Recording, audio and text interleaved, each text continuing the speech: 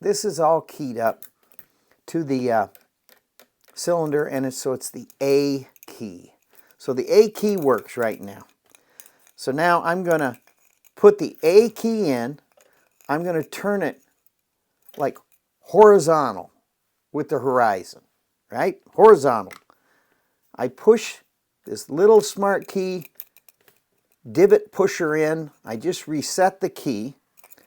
I pull the original A key out, and I want the B key to work with this cylinder now.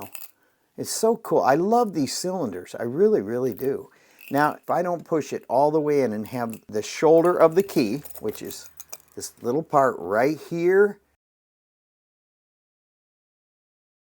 and right here, if I don't have it seated in the cylinder properly, I'll lose the bitting. I'll be just halfway bitted inside of this. I'll just have that bitting in there, only halfway in the key, and it'll only know half of the key. That's where the homeowner makes a mistake. But if I push it all the way in and I turn it like this, now this key is set up for this cylinder. Now I'll do it without saying a word. I want the A key to work.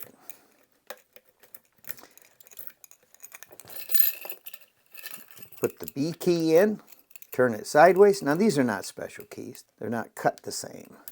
I push that killer little divot down.